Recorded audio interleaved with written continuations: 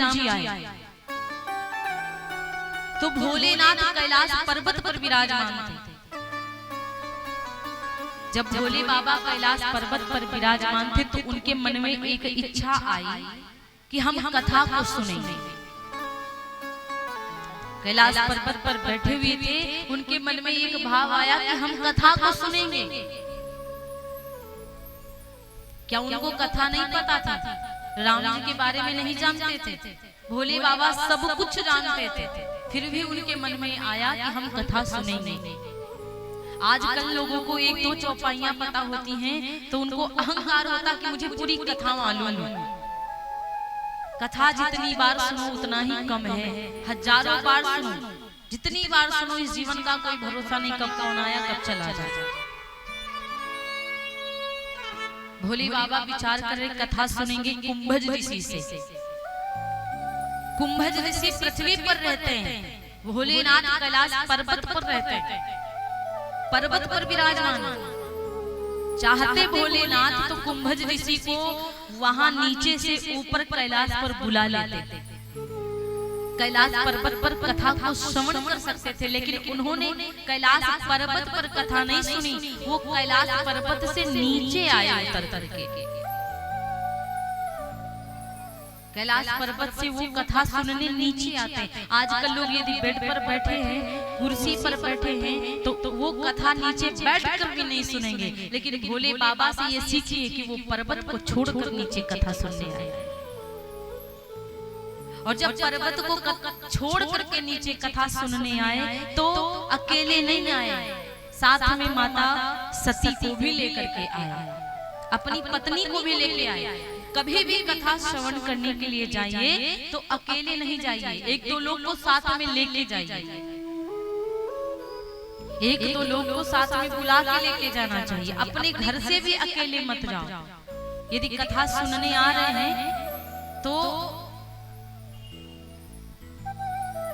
यदि कथा सुनने आ रहे तो भी घर से एक दो लोग को लेके जाओ। ये ज्यादा लोग नहीं है तो दो लोग तो पक्का जाना ही चाहिए, क्योंकि यदि आपकी वजह से वो कथा में जाएगा तो उसका पुण्य आपको भी मिलेगा। भोले बाबा जब कुंभज ऋषि के पास में कथा सुनने के लिए आए तो अकेले नहीं, साथ में जगजननी सीता सती माता को लेकर के आए। निवेदन है आप लोगों से कि कैमरा के आगे ना निकला करिए आप लोग।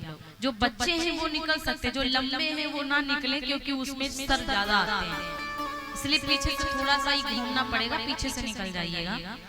तो मेरे भैया जब कथा सुनने गए तो कहा जाता है संग सती जगह जननी भवानी, संग सती जगह जननी भवानी, पूजे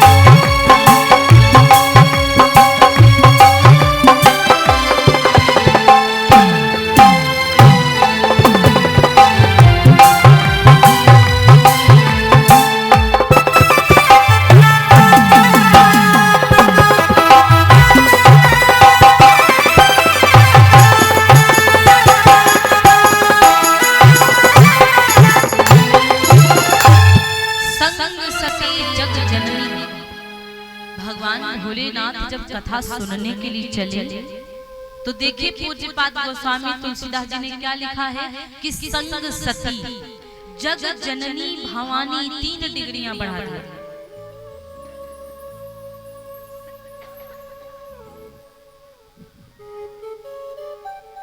सती माता की 3 डिग्रियां बढ़ बढ़।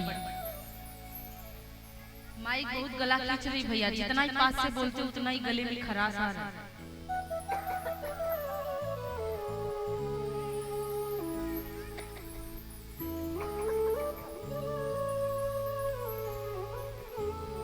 कहते हैं कि जब माता सती कथा सुनने के लिए भोलेनाथ के साथ में चली तो देखिए जग जननी भवानी 3 डिग्रियां बढ़ाया।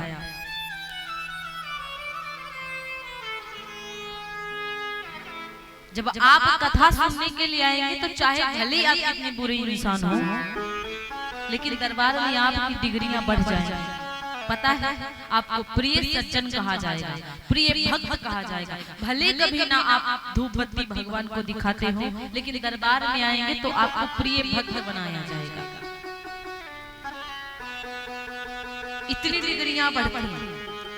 अब भोलेनाथ जी जब कथा सुनने गए तो साथ में सती माता भी जा रही, उनकी डिग्रियां बढ़ गई, जग की जननी बन गई, संसार की माता बन गई, वो भवानी है। वो जब कथा सुनने के लिए गई, और जब कथा सुनने के लिए पहाड़ से नीचे उतर करके भोलेनाथ जी आए, तो कहा जाता है उनकी पूजा कुंभज ऋषि करते हैं।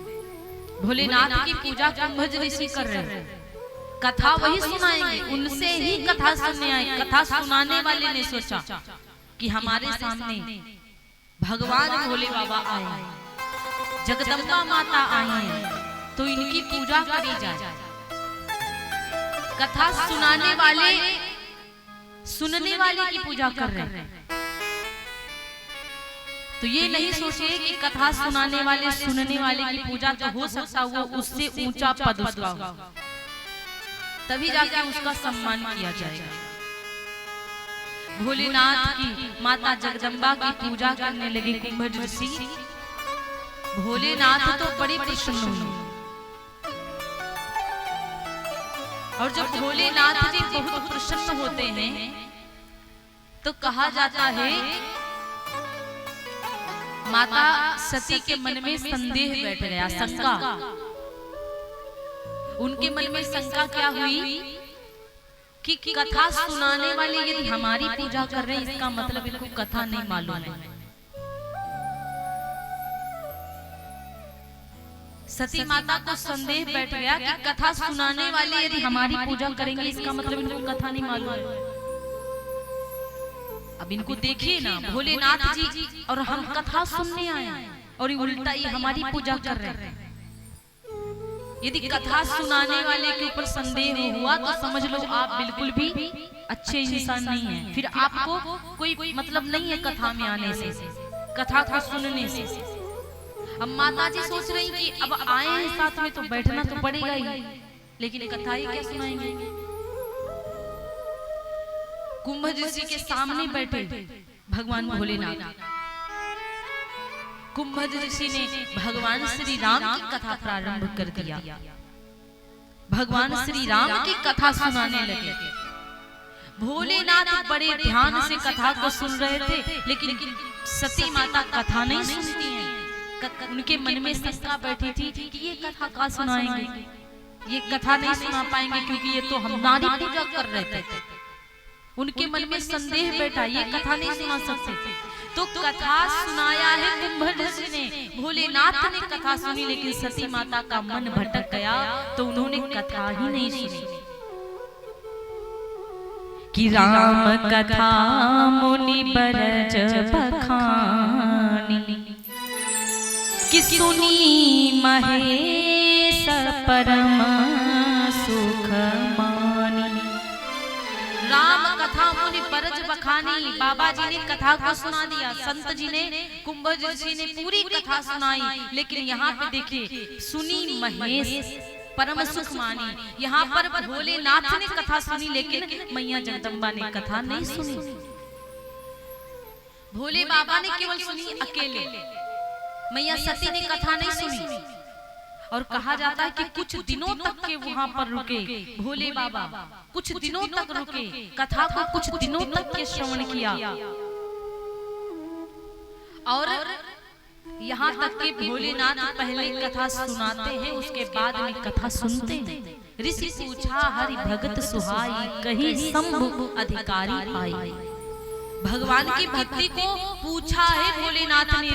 ऋषि जी ने भोलेनाथ से पूछा, भोलेनाथ ने अधिकार पाकर के कथा सुनाई और कहत सुनत रघुपति गुण गाथा। एक दूसरे से कथा कह रहे थे, एक दूसरे को सुना रहे थे। भोलेनाथ उनको सुनाते हैं और कुंभर ऋषि भोले बाबा को सुनाते हैं। और सती माता का ध्यान कथा में बिल्कुल नहीं था।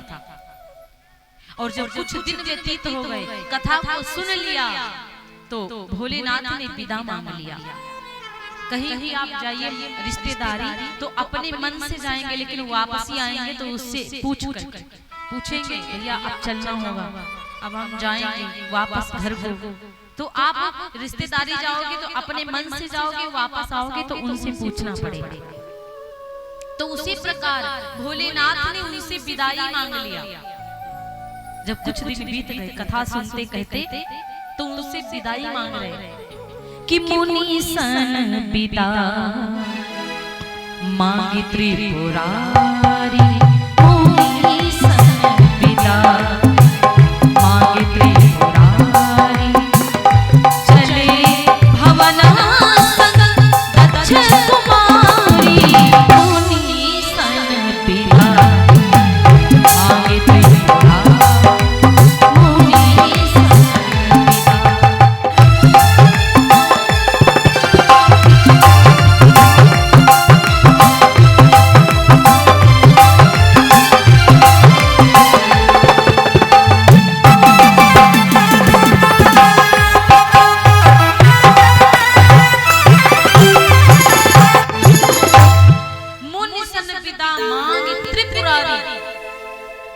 भोलेनाथ ने मुनि से विदाई मांग लिया कि महाराज अब हमें वापस जाना चाहिए।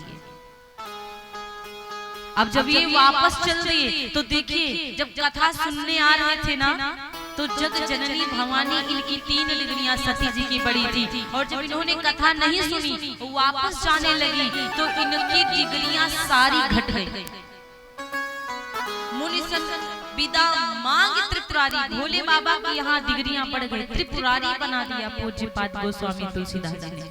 और इनको केवल दक्ष की बिटिया रह के छोड़ दिया। चले भवन संग दक्ष कुमारी। अब जग जननी भवानी जो इनकी डिग्रियां बढ़ी थी वो सब खत्म हो गई, केवल ये क्या बची, दक्ष की बेटी। केवल इनको दक्ष की बिटिया केवल कहा जा रहा है, बाकी इनकी सारी डिग्रियां घट जाती थी। अब भोलेनाथ जी चलते चलते आप आगे बढ़े जा रहे थे। भोले बाबा भगवान राम जी को याद कर रहे थे। ये बात उस समय की है जिस समय राम जी की पत्नी सीता जी का हरण हो चुका था। भोलेनाथ आगे बढ़ते जा रहे हैं और यही सोचते जा रहे हैं कि भगवान कहीं मिल जाए तो दर्शन हो जाए, जंगल में भगवान के दर्शन हो जाए तो कल्याण हो जाए। यही सोच करके वो आगे बढ़े जा रहे थे। और जो प्रभु श्री राम जी की याद में भोलेनाथ आगे चले जा रहे थे। कभी कभी ऐसा होता है जिसकी याद करो वो आ भी जाता है। कभी कभी ऐसा होता कि जिसको याद करिए वो कभी कभी रास्ते में भी मिल जाता है, और वो तो भगवान है। भोलेनाथ यही याद कर रहे हैं कि श्री राम जी मिल जाएं तो बहुत ही अच्छा रहेगा, श्री राम जी के दर्शन हो जाएंगे। और उसी समय भगवान श्री राम जी वनवास आए थे। पिता वचन तज राज उदासी दंडक वन विचरत अविनाशी। पिता के वचनों को मान करके साधु का भेष बना करके दंडक वन में भगवान विचर रहे थे। श्री राम जी सीता माता का पता लगा रहे थे। अब भोलेनाथ कथा सुन के जा रहे थे और यही भोलेनाथ सोच रहे थे कि कहीं राम मिल जाए तो दर्शन हो जाए। कि हृदय विचारत जात हरि केहि विधि दर्शन होई। गुप्त रूप अवतरियो प्रभु गए जानि सब। गुप्त रूप अवतर, गुप्त रूप से भगवान धरती पर इंसान बनकर आए। कोई पहचान नहीं सकता, जान नहीं सकता, और वो पता नहीं कहाँ घूम रहे होंगे। यदि उनके दर्शन हो जाते तो कितना अच्छा रहता। भोलेनाथ यही विचार करते जा रहे थे। और कि मेरे भैया चलते चलते जब भोलेनाथ जी आगे बढ़े तो उनको सच में भगवान श्री राम जी आगे ही मिल गए। भोलेनाथ जी को श्री रामचंद्र जी स्वयं आगे मिले और जैसे आगे में शंभु समय ते ही राम ही देखा।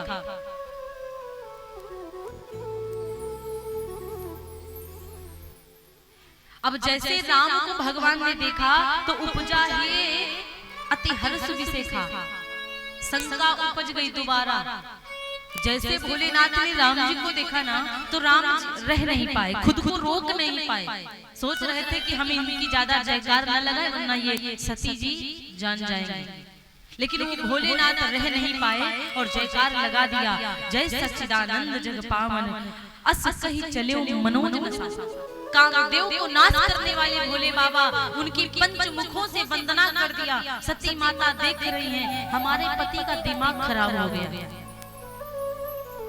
भोलेनाथ कहते सच्चिदानंद आपकी जय हो, आपकी जय हो। आप जंगल में भ्रमण कर रहे हैं, आपके मुझे दर्शन हो गए, मेरा कल्याण हो गया प्रभु, आपकी जय हो। और सती माता देख रही, सती मैया कह रही है बिल्कुल पागल हो गए। अरे दो राजकुमारों की जयकार लगा रहे हैं, सच्चिदानंद बता रहे हैं। अरे देवों में महादेव हैं ये, नाथों के नाथ हैं, कैलाश पर्वत पर रहने वाले हैं, कालकूट विश्व को निगलने वाले हैं। और ये है कि इन दो राजकुमारों की जयकार लगा रहे हैं। सती माता के मन में बहुत शंका उपज गई। भगवान की कथा में कभी शंका नहीं करना चाहिए, ना भगवान की कथा में करिए और ना तो भगवान के ऊपर करिए। सती माता ने पहली बात तो भगवान की कथा में संदेह कर दिया, दूसरी बात कथा सुनाने वाले के ऊपर संदेह किया, और तीसरी बात भोलेनाथ ने राम जी की जयकार लगाई तो इनको अपने पति के ऊपर भी संदेह हुआ, राम के ऊपर भी संदेह हुआ। और यदि कथा में देखिए लोग अपने मन को कथा में लगाते नहीं हैं और गलतियां किसी और चीज की निकालते, अरे ये नहीं अच्छा हो रहा, वो नहीं। कम से कम एक बार ध्यान से कथा को श्रवण करिए तब अच्छा लगेगा। आपका मन खुद भटक रहा है, स्वयं मन को संभाल नहीं पा रहे हो तो हम ऐसा तो है नहीं कि बाल्टी में शरबत घोर के आपको पिला देंगे। मन को लगाना पड़ता है। मैंने कल भी कहा था कि दरबार में बैठने से कुछ नहीं होगा, दवाइयां बुखार आ जाए तो ऊपर लादने से कुछ नहीं होगा जब तक मुख में नहीं डाल के पेट में लाओ। दवाई देखने से बुखार नहीं उतरता है जब तक आप खाओगे नहीं। उसी प्रकार धर्म पंडाल देखने से, हमको देखने से, इस इंस्ट्रूमेंट को देखने से, ये मंच देखने से आप कथा नहीं श्रवण कर रहे। कथा तभी श्रवण करोगे जब कथा आप में जाएगी। कथा में आप तो आराम से आ जाते हो, लेकिन कथा भी आप में जाना चाहिए। दरबार में कभी भी आइए तो अहंकार लेके मत आइए, छोटा बनकर के आओगे तो माता रानी देंगी, और यदि इनके दरबार में बड़ा बनकर आओगे तो खाली हाथ आए थे खाली हाथ चले जाओगे। छोटा बनकर के आइए। जब भगवान के दरबार में बड़ा खुद बने घूम रहे हो, सर ऐसे उठा के चल रहे हो जैसे आपके जैसा कोई यहाँ पे है ही नहीं, भगवान यही सोचेंगे जब इसका अहंकार इसके सर से नीचे नहीं उतर रहा है तो इसको क्या दे दूं, ये क्या लेके जाएगा। कभी भी दरबार में आइए अहंकार को त्याग करके आइए, छोटे बन करके आइए, तभी कल्याण होगा। सती माता ने भोलेनाथ के ऊपर संदेह किया, अपने पति की बात के ऊपर संदेह किया, राम के ऊपर संदेह किया, लेकिन कहा कुछ नहीं। पूज्यपाद गोस्वामी तुलसीदास जी बाबा ने बहुत सुंदर चौपाई लिखी है कि सती जो दशा शंभु कहे देखी, सती जो दशा शंभु कहे देखी,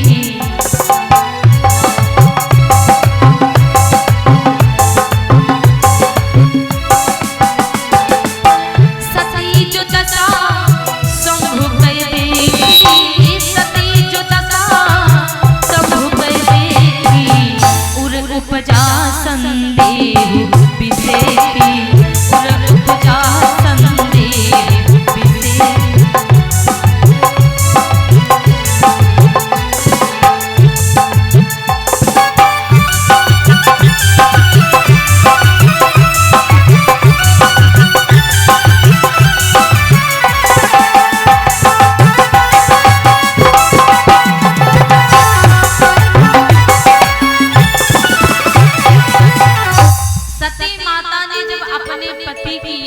देखा सती माता को संदेह हो रहा है कि दो राजकुमारों को देख के प्रणाम कर रहे हैं। कहाँ देवों में महादेव, नाथों में नाथ। अरे हर देवता को केवल देव कहते हैं, हर देवता को हे नाथ कहते, लेकिन इनको भोलेनाथ कहते। भोलेनाथ, बद्रीनाथ, केदारनाथ, रामेश्वर, देखिए कितने इनके नाथ हैं, कितने नाथ, नाथों के नाथ, नाथों के नाथ।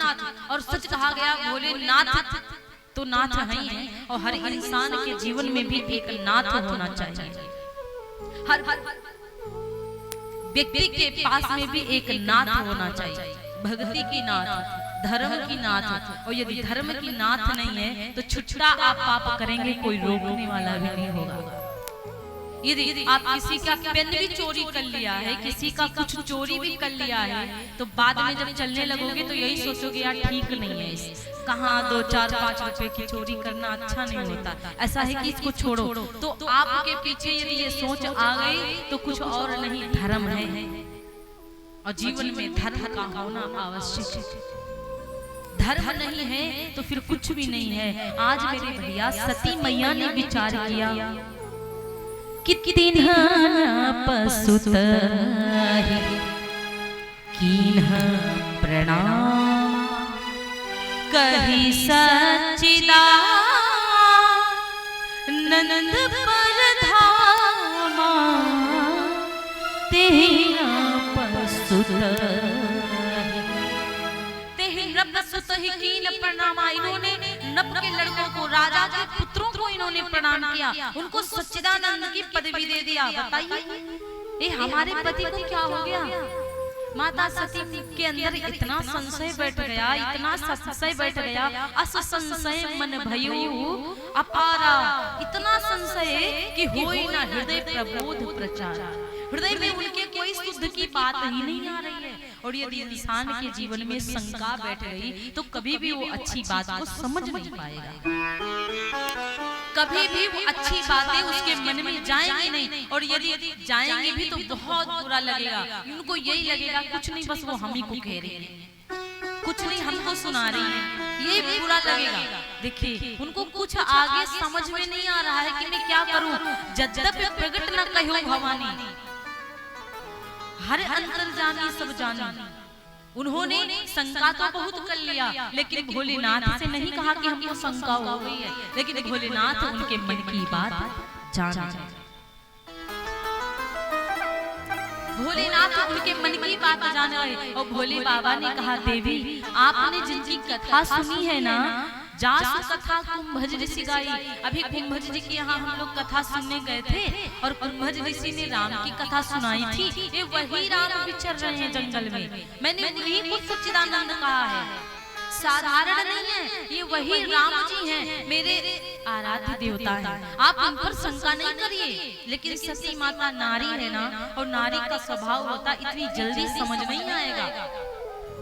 नारी का स्वभाव होता है यदि संदेह हुआ तो उसका संदेह जल्दी निकलता नहीं है। और माता को शंका पहले से हो गई है, उनका संदेह नहीं निकल रहा। बाबा